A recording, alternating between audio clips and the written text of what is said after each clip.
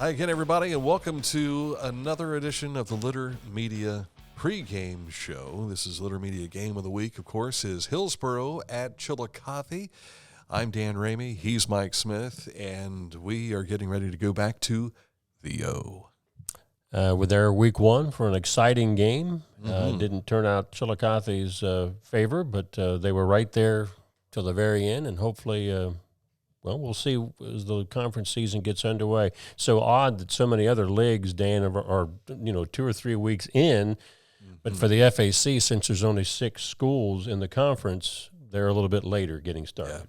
Yeah. And for Chillicothe, they have had some challenges along the way. They've had a very difficult schedule. To coincide with that, they've had some injuries to some key personnel. And so they're battling through some of those things. They finally picked up a win this past Friday night against the Logan Chieftains. They were down 14-3, however, and they battled back with a couple of touchdowns late. Yeah, and that's, like you said, 8 guys were on the sideline injured. Wonder what would have happened if they would all been able to play. Yeah. But I think they get some kids back this week, but some others that are still going to be sidelined. We will hear from Coach Scott Bartholomew coming up in just a bit. He will give us a preview. We reached out to Coach Horn for Hillsboro, unfortunately unable to connect with him. However, we do have some information on the Indians that we'll share coming up in the program as well. Now, this is very key. It's alumni night, and so there is a reach out for the marching band to alumni members. So I know they've been rehearsing and preparing for the halftime show, but also the cheerleaders and the football team have reached out to alumni for recognition. And while the football players aren't going to play, the cheerleaders will cheer. So, but the football players will be recognized. So if you're part of that, we've got an interesting thing for you here in just a moment. A visit with Taylor Bonner. She is in control of running that. She's the cheerleading advisor for Chillicothe High School. So we'll hear from Taylor when we return as the Litter Media Game of the Week pregame show continues here on Litter Media Facebook. At Country Clipper, pride runs deep. We take pride in knowing our mowers help create a space for families to make memories. That our features transform mowing into an enjoyable experience. Most importantly, we take pride in knowing the decision to purchase a Country Clipper will be one you can be proud of for years to come. Country Clipper zero-turn mowers. You asked, we delivered. New Mike's Hard Lemonade Zero Sugar. Zero sugar. Amazing taste. Years in the making. Now that's a drink worthy of the name Mike.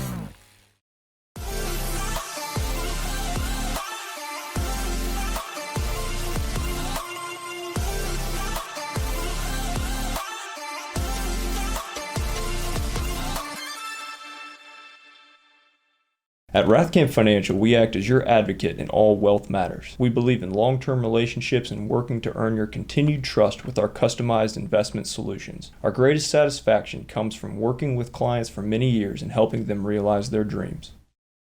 Well, it's alumni night for the Chillicothe Cavaliers and the Hillsboro Indians, and we have a Cavalier alumni member with us right now. This is Taylor Bonner. And Taylor, how long has it been since you've been out of high school? Not real long, has it? Well, it's been since 2009, so everyone can do the math themselves. I don't really need to say that number because it hurts a little bit.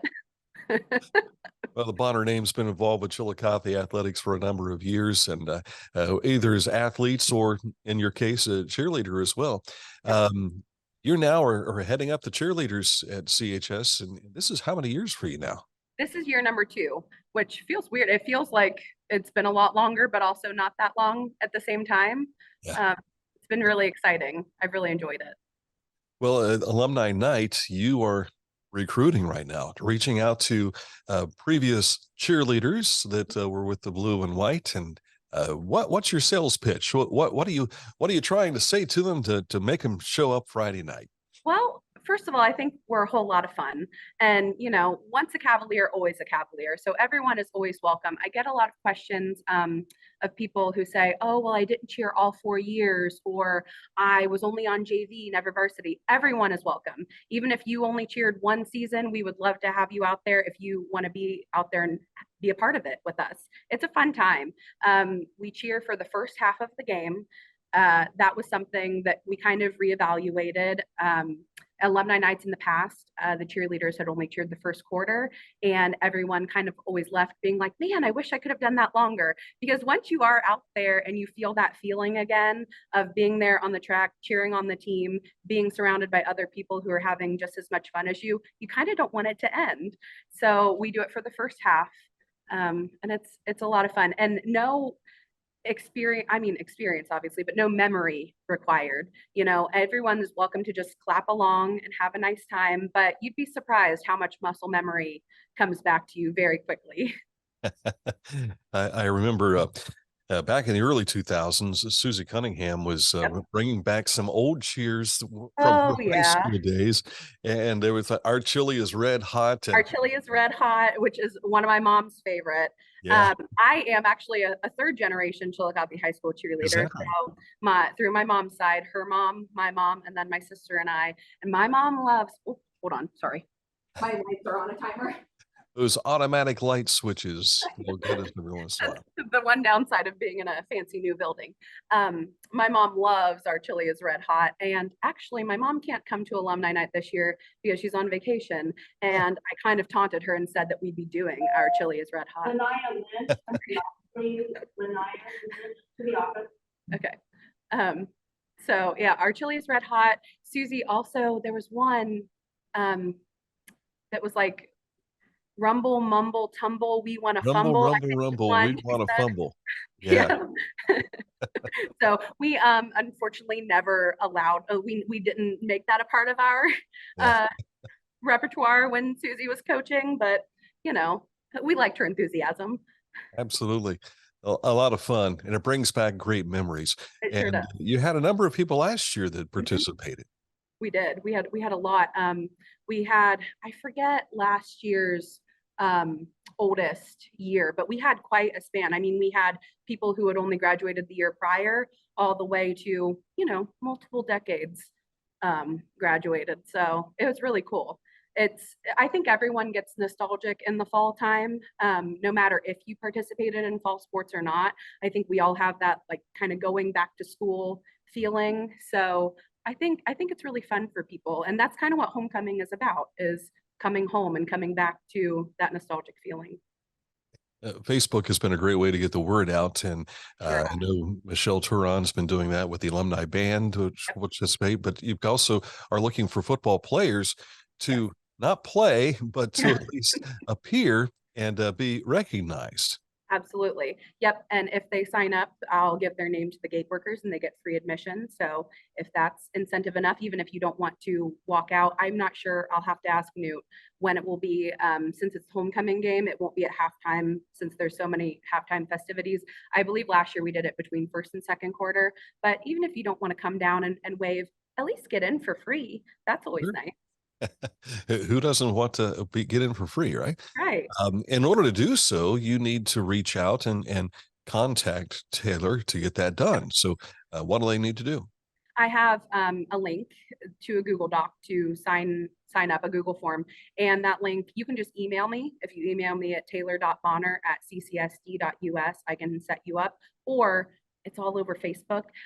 If you go to my personal Facebook, I have it set public for that link, and I've shared it to the alumni groups, to the C Club Facebook group. It's kind of everywhere. So well, we appreciate your efforts on doing this. And as you mentioned, once a Cavalier, always a Cavalier. Looking forward to it against the Hillsboro Indians Friday.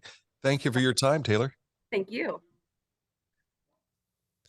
Enjoyable chat with Taylor Bonner, and I've had the opportunity to play in the CHS Alumni Marching Band. Despite not having gone to Chillicothe High School, they did extend the opportunity for the chance to go down and do that. It was a lot of fun. It really was, to get a chance to play my horn again and be down on the field. It was a lot of fun. No marching involved. Yes, we marched. So, but you didn't practice with them ahead of time? We practiced, and merely the marching was we marched on during the pregame show, and then after the pregame show, it was really cool.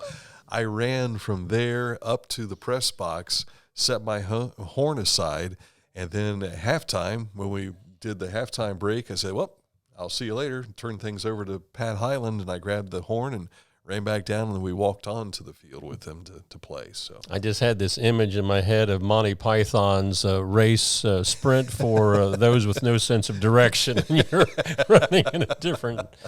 Yeah, that script stuff could get tricky. Yeah. Yes, a lot of fun doing that, and I hope that we have plenty of cheerleaders who want to go back and once again cheer for the Cavaliers, and football players who would like to at least be recognized. We had a number of the players at the alumni dinner this past August, so and that will continue to be a thing. They're going to do it again next year, the first Saturday in August. So keep that on your calendar for those of you that might be hearing about it for the first time. But a chance to tell old stories and triumph and defeats and whatever the case may be, things that you remember from your playing days. But it should be fun to get together with everybody tomorrow evening as well. And we're hoping to get a halftime guest for the show for you tomorrow as well. Yeah, those reunions always start out, do you remember when? Yeah, and it leads to another story and another story, and it just never stops.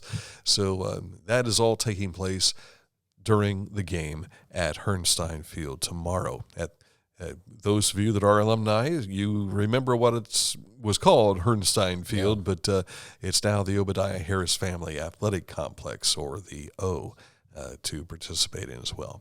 Coming up, we'll hear from Coach Scott Bartholomew of the Chillicothe Cavaliers. He'll give us an assessment heading into this game with Hillsboro.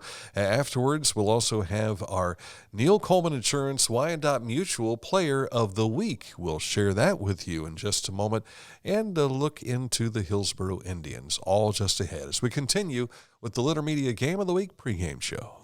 Find a career you love with Pickaway Ross Adult Education. Skilled trades careers are in high demand with no signs of slowing down. Pickaway Ross offers career training programs with expert instructors and hands-on learning tactics to create a variety of opportunities. Visit our website for more information.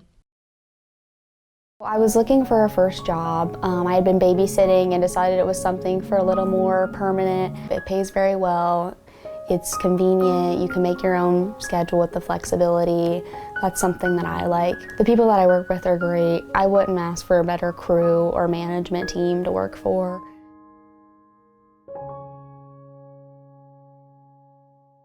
This is Andy Tomlinson. When ensuring what's important to you, our agents are there when you need us the most. Tomlinson Insurance, for the best coverage at the best cost. Visit us online at tomlinsonins.com to learn more. You haven't had vodka soda like this. No one has. Made with the world's smoothest vodka plus real juice. New White Claw Vodka Soda. As we continue with the Litter Media Game of the Week pregame show, of course, the Chillicothe Cavaliers taking on the Hillsboro Indians, and we have with us the head coach of the Chillicothe Cavaliers, Scott Bartholomew. And I would think in the first few weeks of the season, you might say, I don't want that title right now. You know, it was a tough 4-game run. You know, in the off season, you know, as a coach, you look at the programs, you know, and we kind of got put in a situation where we had to the schedule. You know, we had to make some choices.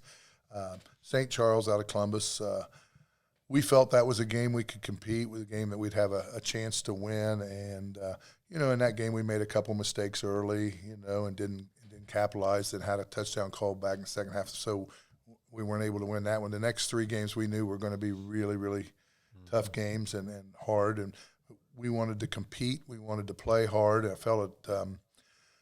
London, I felt like, you know, we were going in the fourth quarter. It was 13-0. We were still, you know, in the ball game and playing hard and playing with some enthusiasm, you know. And then Westerville North, they just, honestly, they just mauled us. They had some big old kids, and then once things started rolling, we had trouble stopping it. And really, I talk to the kids about even in those situations, you have to compete. You have to play hard. And so we battled a little bit that week with not, maybe a great effort. And then you come back with Harvest Prep, who's also a private school that's very talented. And, so, that was a tough run, but you want to build on that. You want to get better during those games, and you want to stay healthy. We struggled with that a little bit. In the last couple of games, I think we had, I think out of opening day, I think 22 starting positions, we had 8 of them that were standing on the sidelines last week. So, you've got to count on some of your depth, some of the kids stepping up, and by this point in time, some of your younger kids should be a little bit more seasoned. You count on those kind of things, and I think we're in a stretch now where if we can get healthy, we can stay competitive with everybody we play. I think one of the things about injuries is it gives other kids an opportunity to get some experience, some game experience. And you go into the fourth quarter last week and you're down 14-3, but we saw maybe some confidence building there with how you came back and picked up that first win of the year. I think that's a thing that as a coach you look for is how the kids are they going to play hard, they're going to quit, they're going to give a great effort, and I felt like we've gotten to the most part we've got a pretty good effort out of our kids all year long, no matter whether they're ahead or behind. And I thought about the 8-minute mark or so, somewhere there the other night, we had a couple big plays.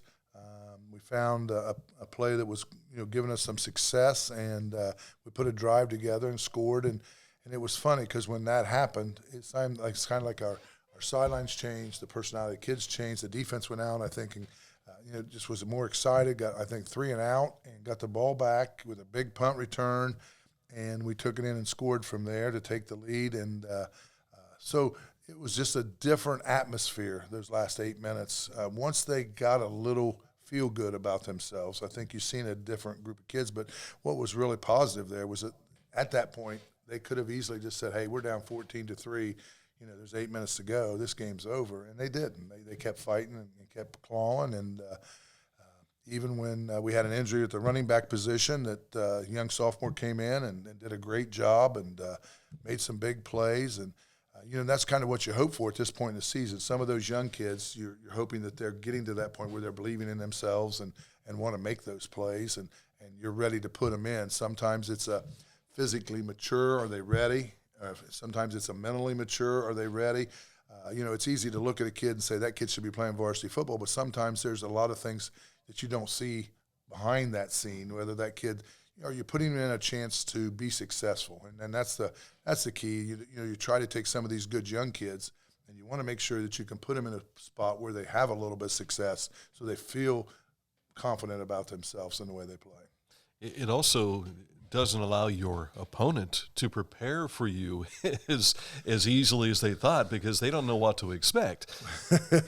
Well, a couple weeks ago, we because of injuries and things like that, and because of where we were at, we went to a double tight power I set just to try to keep the game within striking distance. We knew they were real athletic, and we were injured, and so we tried to put our kids in a spot where we thought they could be most successful for them.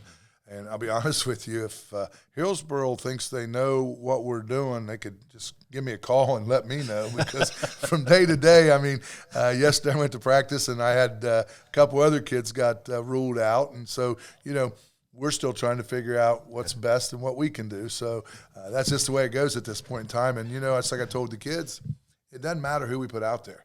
The expectation of being successful, of competing, and the desire to win has to be the same no matter what. You've made it 5 weeks in, and the uniqueness about the Frontier Athletic Conference is there's only 6 members in it, and so half the season is done before you start conference play, but everybody's 0-0 now in conference play. Hillsboro comes to Chillicothe. This will be alumni night. There will be all kinds of fanfare going on in that aspect, but Hillsboro is coming to play a football game. Yes, and Hillsboro's much improved from where they were at last year at this point in time. I think they're 2-3, but I think they're averaging about 35, 36 points a game. Even in the games that they've lost, they've just got outscored. I think A couple teams beat them maybe 50-38, something like that. And so they're putting points on the board. They have two really good running backs, a big fullback that they like to power him up inside a lot. And as soon as you get focused on him, they got a little wing back, number 7, that they give him the ball, and he is very elusive. He's not only scored touchdowns from the offensive point, he's intercepted passes and taken them to the house. He's returned punts for touchdowns. So he's he's an explosive kid. He's a kid that we have to put an eye on and make sure that we're getting him stopped.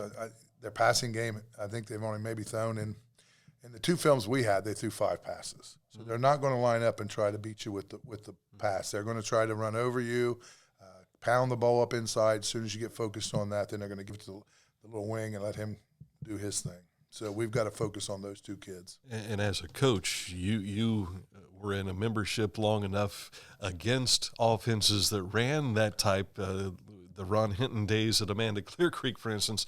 You've got a strategy in place to try and control that. Yeah, you know the things that you're doing. I mean, you focus real on your interior line of really trying to take the fullback away. We're letting your linebackers, kind of be that secondary guy inside, but also they got to work over top in case the wing. And then eye discipline is so important. I mean, it's one of the things that, you get a young kid, he gets in a game, and we've got 2 sophomore linebackers, and, read your guards. Well, when that ball snapped, you can ask both of them sometimes, where'd the guard go? And they'll just look at you, So they're learning to that discipline that it takes to watch that position. So you're that outside linebacker or corner, you're watching that opposite wing. So when he comes on that counter, sometimes we watch him, sometimes we're flowing with the fake, and then we get burnt on it. So each week we practice on those eye disciplines as much as anything, of focusing on what's going to give you the key that you need to put yourself in the right spot. Of course, the good thing about playing sophomores is they become juniors at some point in time, but they have to earn their stripes through experience. And I think the thing is we play a lot of kids that are going to come back in the next year, and I think they have that potential to be really special, But you've got to have some success, throughout this course of time, and so that they feel and see that success, so they know what they want, and they continue to have that drive and passion for that success. Well, everybody likes to have a winning streak, and you can't have one until you get back-to-back wins. So best of luck to you, and we'll see you Friday night. Well, thank you, Dan. I appreciate it. Coach Scott Bartholomew. We'll continue in just a moment with the Litter Media Game of the Week pregame show here on Litter Media.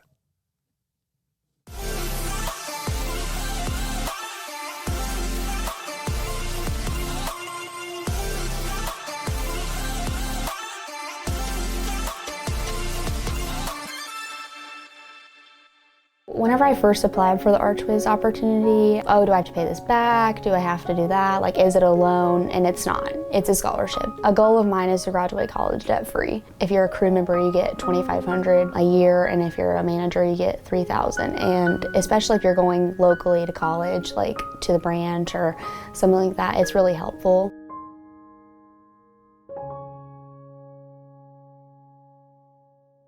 At Rathkamp Financial, we offer customized investment solutions and superior client service. We believe in long-term relationships and working to earn your continued trust. Our greatest satisfaction comes from working with clients for many years and helping them realize their dreams.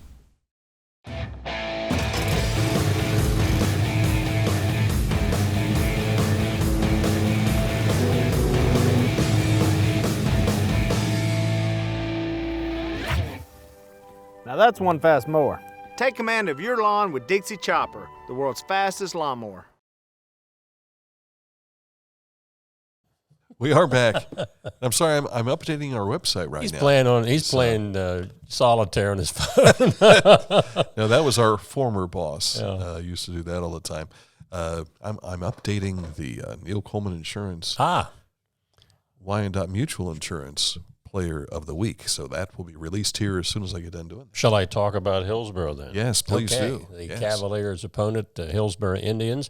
Hillsboro going into this matchup as 2-3 on the season. Their 2 wins were against 1-4 Goshen, 56-19. Last week was their second win against 2-3 East Clinton, 32-12. Now their losses have been to 1-4 Western Brown, 38-27. Portsmouth West, who just beat Waverly last Saturday. West is 4-1. 49-34 was the score of that game. And Williamsburg, who is a perfect 5-0, beat Hillsboro by a score of 57-27. Now, in their win last week over East Clinton, the Indians continued to show that they are predominantly a run team. Senior Austin Barrett had 194 yards and 2 touchdowns on 28 carries, but their sophomore Jevon Hawkstall had 11 carries for 133 yards and a rushing touchdown, but he also had a pick six that he took 95 yards for a touchdown. Just a sophomore. And yeah. He's the guy that Coach Bartholomew was talking about that really is the electric player for the team. Yeah, he's the what you would call the big play, big play guy. I don't know that Bart talked a whole lot about Chillicothe's 4 losses, but I think we've touched on it in our daily program yesterday. Their 4 losses: St. Charles is 4-1, London is 5-0, Westerville North 5-0. Harvest Prep 3-1. They did not play a Week 2 game, but the teams that have beaten Chillicothe have a combined 1-loss record of 17-2. Yeah. So Chillicothe has certainly played some outstanding competition in their non-conference. And with 8 players on the injured list, being a mash unit going into these contests, they are hampered in that fashion. Now they tell us that they may possibly get Camden Cohen Butler. Coden, you got me. My vowels wrong. Caden Eblin may possibly be back this week. He is he's more your pocket style passer. Juan Miller is more of your I'm going to move where I need to go passer.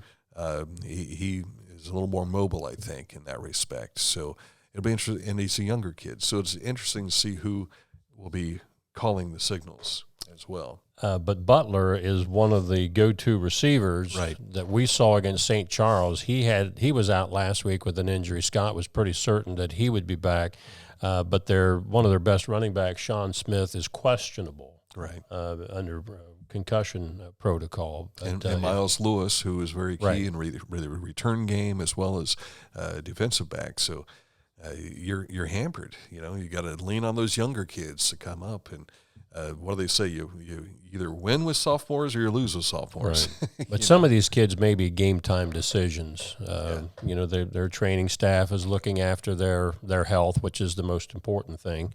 But Cavaliers got a much needed win last week, down 14-3, rallied for that 17-14 win over Logan. And Logan was only 1-4, but the Cavs were 8 guys short because of their injury. So to be able to win a game like that was big and nice momentum going into your conference opener. Go back to your games in which Hillsboro has lost. Right. What were the scores for those games again? Western Brown 38-27, but Western Brown is not the team they've been in recent years. They are only 1-4. West, who's 4-1, 49-34, and Williamsburg, who's 5-0, that was 57-27. So in 2 games they scored 27 points. In another game they scored 34 and still lost. Right. But the one thing that stands out to me is they can still put points on the board. Right. And so that has to be a concern with the Cavaliers, I would think, also. But in their total points, they have scored 176, but they've given up 175. Right. So while they put up a lot of points, they give up a lot of points. Yeah. And much like what we talked with Logan Stepp last week, his team going into the Payne Valley game, they were 2-2, and many 500 teams are about like that. The opponent has scored just about as many points as they have scored as well. So just the numbers game around the sport is what stands out sometimes. But it all comes down to how you do on the field. Whoever makes the fewest mistakes, right? Right. Is how that goes. Yeah. All right, coming up in a moment, we will take a look at our Neil Coleman Insurance, Western Mutual, Wyandotte Mutual. I don't have it in front of me. Usually I have I'm it a in front customer. of me. I know this. Neil Coleman Insurance, Wyandotte Mutual Player of the Week. We'll talk about that and who he is coming up in just a moment on the Litter Media Game of the Week pregame show. This is Andy Tomlinson. When insuring what's important to you, our agents are there when you need us the most. Tomlinson Insurance, for the best coverage at the best cost. Visit us online at tomlinsonins.com to learn more. Find a career you love with Pickaway Ross Adult Education. Skilled trades careers are in high demand with no signs of slowing down. Pickaway Ross offers career training programs with expert instructors and hands-on learning tactics to create a variety of opportunities. Visit our website for more information. If you can't give true love to me, I'll understand. Just it's only worth it if you enjoy it. Michelob Ultra.